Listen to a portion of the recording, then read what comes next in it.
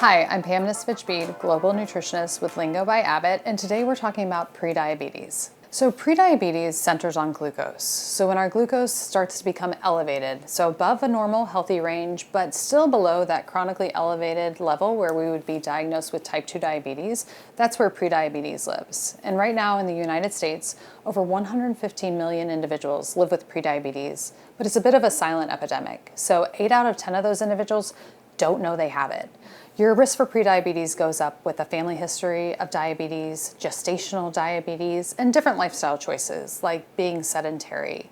But you can better understand your risk and know if prediabetes is going to afflict you by taking a prediabetes risk assessment test, which is available at hellolingo.com/prediabetes, and it may be time to get to know your glucose. Glucose is energy, so it fuels our mind, it fuels our muscles. And while we're all looking for more energy, this is not a time when more is better because chronically elevated glucose influences our risk for type 2 diabetes, heart disease, stroke, and so much more. But the good news is that glucose is easy to influence. So it's influenced by our food, our lifestyle, our movement, our stress, and more. The challenge is knowing what our glucose is doing behind the scenes. So sometimes we get a check annually with a hemoglobin A1C. It's a snapshot in time, but glucose is really dynamic. So it's very helpful to know how is your glucose moving across the day? What changes should you make?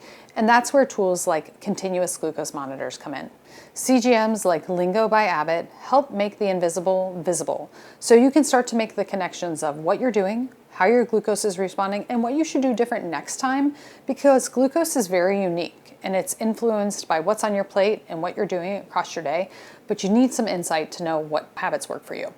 Small daily changes make a big difference when it comes to prediabetes risk because it's really centered on lifestyle. So start with what's on your plate. Prioritize protein. Protein helps keep us fuller longer, but it also slows down digestion, so you get a steadier stream of energy. And then when you're building that plate and you've got carbohydrates on the plate, give the carbs some company. So start with non-starchy veggies, add in protein, add in healthy fats. It slows down digestion, adds more nutrition to your plate. And then afterwards, move more. Don't just sit there. Add in a 10 to 20 minute walk, playing catch with your kids. More movement moves glucose to working muscles. Muscles are awesome at using glucose for fuel.